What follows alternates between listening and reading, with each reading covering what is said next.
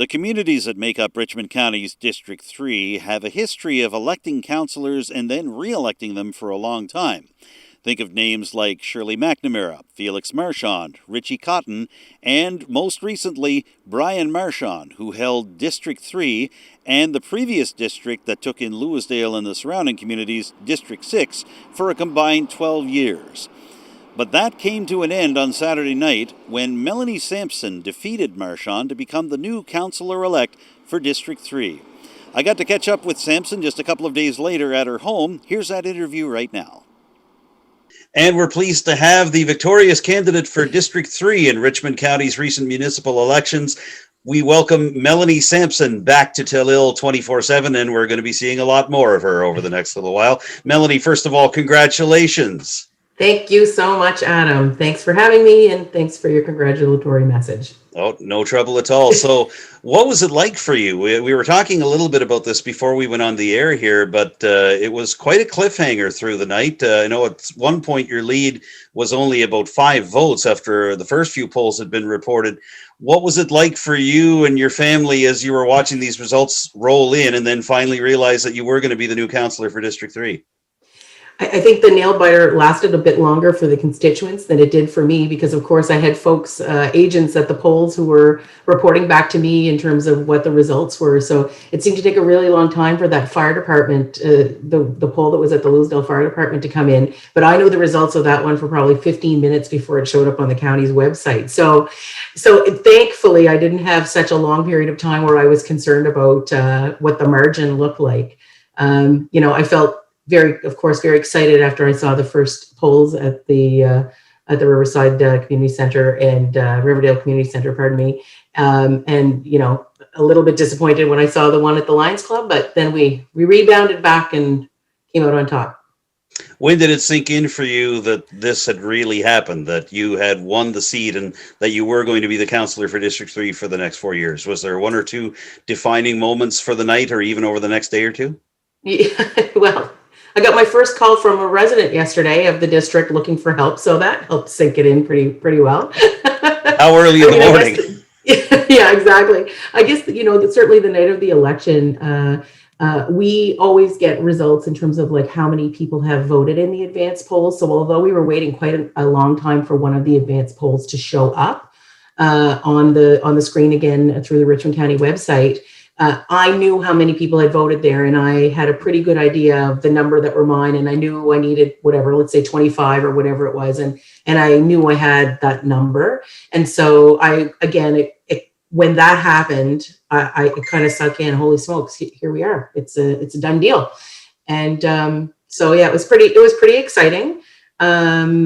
I didn't expect, I think, to be as nervous, which is odd, I suspect, for people to say that as a first-time runner.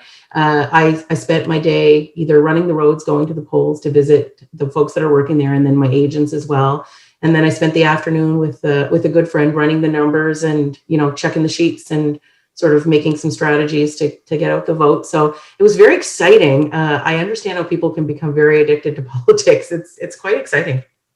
So now you've been bitten by the political bug, and the timing is just right for you because you're going to be there for the next 4 years. Mm-hmm. What do you think turned the tide for you? I know this was at times a difficult campaign. Obviously, this was your first crack at electoral politics, but why do you think you came out on top? I'm not 100% sure. Again, I would say like the same message that I told you when we talked before. It seemed that the folks were looking for a change, and I felt that I was providing, a good change for them, like a great alternative. That was my opinion, and I'm glad to see that they were feeling the same way. I knew it would be tough in the village. I knew that because we're both from here and we both have connections here. We both do good work here. And I knew that it would be a challenge. And so, I'm always thankful to the folks that work with me to help me to get my name out, get my message out. A big challenge for me, of course, was that I chose not to go door to door due to COVID-19. And really of the 5 councillors that were successful, I was the only one who did an exclusively online campaign. And so I do feel I'm very fortunate because I know that the door to door is very, very important. And so, my goal here over the next 4 years is, maybe not necessarily to go to every single door, but to make it a point to be in every, in every village, in every part of the district at some point, so that I can meet people. Because there's still, unfortunately, a ton of residents in my district that I have not met. I met one Sunday morning at breakfast. I met a couple Sunday morning. I was out for a celebratory brunch, and sitting next to me were a couple of folks, and they said, "Hey, I think you're my counselor." And I said, "Oh yeah, I am." And we had chatted online, but we hadn't seen each other in person, and there's lots of value to having those in-person conversations. So I look forward to doing those for sure.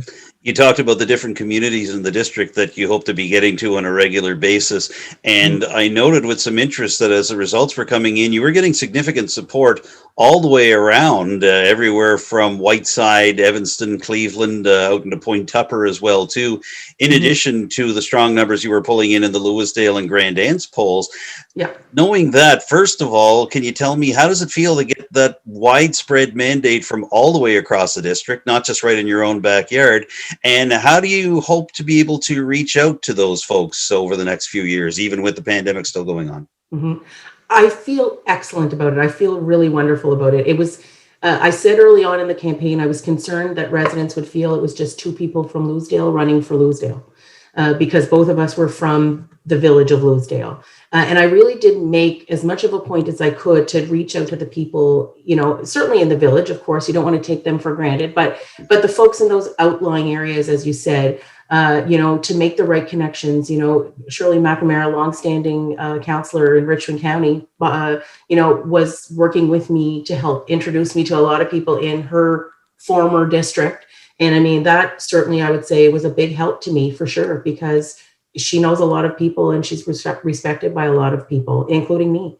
So I was very thankful for her help, because she knew that I'd need the help in order to get the support. And if you look at the numbers in the polls, particularly in that area, they're very strong. St. George's Channel, Dundee area, same thing. I reached out to as many of the key people as I could and asked them to help me spread my message and encourage people to reach back to me, because it's physically impossible, even as you're reaching out electronically or by phone, to reach everybody, the same way it is door to door. And very thankful for having, good people who believed in me. And I want to make, I guess, as to your second question, how am I going to reach out to them? Well, with the pandemic still on the go, I think it's going to be still a bit of a challenge for a little bit. I'm just looking at some of the, the rules around gatherings. But I certainly would like to do something in each of the areas, if you will, to say thank you and to introduce myself a bit better to the folks, so at least they can put a real face to a name. Lots of them have seen my face, here or online or whatever, but it's nothing like meeting in person. And so I'm just working through some of those details. I certainly am going to continue with my Facebook presence in terms of the campaign page. I already put in the request to have the name of it changed, so it would reflect that I'm councillor-elect as opposed to running for council. And so I plan to continue to do that as well. And I still have some people that that I talked to throughout the campaign about some projects that might be of interest to us. And so of course I'll circle back to those people as the council gets ready to make some plans in terms of where we go from here. Well, we look forward to seeing how that comes together. I want to ask you, just going back to the election night, it was a history-making night, not only in District 3, but across Richmond County. All 5 districts have new councillors. Has that sunk in for you yet? And how do you feel you go forward from that, knowing that we've got 5 new people at the council table? I'll tell you, Adam, I didn't feel apprehensive or nervous through the whole process. I have to be honest with you. I set my mind on a task. That's the way I am. I set my mind on the goal, and I work towards that. And once everything sort of sunk in and I realized, holy smokes, we're going to be 5 brand new councillors. I mean, we would be remiss if we thought that we don't have a steep hill to climb. We have a lot of information that we need to learn about. We have a lot of process we need to learn about. Something as simple as, the swearing in. When does that happen? How do we pick our leaders? How do we do those pieces? These are all things that for all of us, we're hearing about it from people who've perhaps been in those situations, but we've never experienced them firsthand. So I have of course, a little bit of anxiety, not anxiety, but, like a little, just it sits in the back of my mind to say, wow, we have a lot to cover. It also really excites me because I feel like we're really starting with a fresh slate, and like a new image for our council, and it will be whatever we want it to be.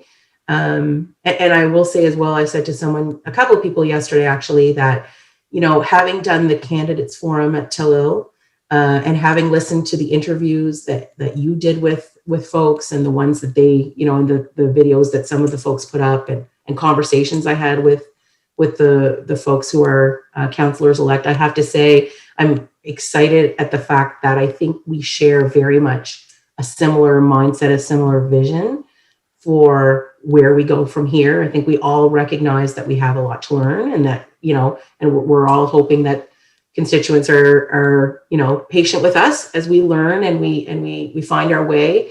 But we're all anxious to get that part over with really quick and get down to business, get down to work. Well, you talked about a new fresh face for Richmond Council, and among the fresh faces and the different aspects of those fresh faces is that we have two women on council, yourself and District 4 elect councillor Amanda Mumberkid as well, too. Mm-hmm. Can you tell me a little bit about what it means to be able to break the glass ceiling in District 3 and across the county, and in particular to be able to do so after the previous councillors were hesitant to supply funding to sponsor candidates for the Leadership School for Women that was recently held? What's your take on you and Amanda breaking through in all of this? I'm not sure it's as much of a breakthrough, Adam, as it's being made out to be. Of course, it was a big issue when council decided not to sponsor the Women's Leadership Conference. Again, I said before I don't agree with that, but I will say, I referenced Shirley McNamara already in the interview. She was a long-standing councillor. She's a woman. Gail Johnson. We've had some pretty strong women in council. So I think that it's just that we've come back around, that there are women who are interested in putting their name forward for municipal politics, and I think us being elected just shows that it doesn't matter. People are looking for skills, I think, in terms of their elected officials, and that's it. I said the leadership forum had nothing to do with my decision to run. It had a lot to do with my decision to win, and that was simply to sort of inspire women. But again, I guess I feel that way every day when I teach or when I work on a committee, that I hope I inspire other women to do great things. So for me, I guess I just see we've had lots of, I shouldn't say lots, but we've absolutely had women on Richmond County Council. And so I think, just glad to be there with everybody, male or female. So as we're winding down here, Melanie, I wanted to ask you who you think for a big victory like this in District 3. And I mean, who do you turn to say, I couldn't have done it without you after as a time like this? Who are you thanking right now? Who are you grateful for? Yeah. I mean, I had a video, I put a video yesterday on my campaign page. So this is not a new news item for those folks. But, first of all, I always wanted to, I want to thank Brian for his 12 years of service. He's done some great work. And, I know many residents in District 3 would agree with me on that, and they would be thankful for that. Of course, I want to thank the people of District 3. I asked them to come out and vote, and they did.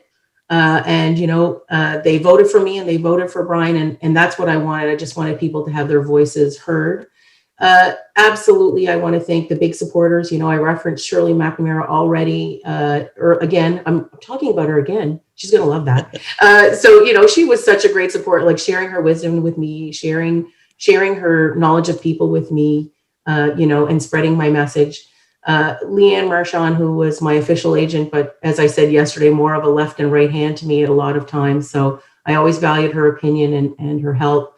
My family, of course, you can't run a successful campaign or be a successful counselor if you don't have the support of your family. So, that of course includes Brad and Bryden and Adam and Colin, because they had to listen to lots of 1 a.m. video recordings and me on the phone and emails and whatever else, and tons of campaign talk. And my brother-in-law and sister-in-law have been a great help to me as well, Dale and Tanya. Again, can't thank them enough for all of the help that they've given. And I guess I would also say a big thanks to the folks who put their names forward.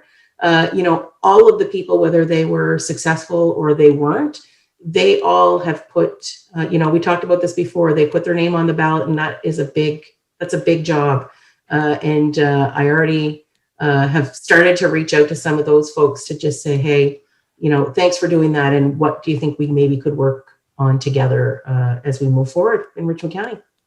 Well, we look forward to seeing how that forward movement happens for you and for the rest of council. We've covered a lot of ground here, Melanie, and I appreciate you giving me some time here. Did you want to add anything else before we wrap this up? No, I guess again, just thanks again to Telile for continuing to reach out and continuing to help us share the message, and really looking forward to working with you folks over the next 4 years. Well, we've got some new and creative ways that we're looking at for doing that. So we appreciate your support, and thank you, Melanie Sampson, and congratulations once again for a big victory in District 3. Thanks, Adam. No trouble at all. Melanie Sampson is the newly elected councillor for Richmond County's District 3. We've been speaking to her from her home by Zoom.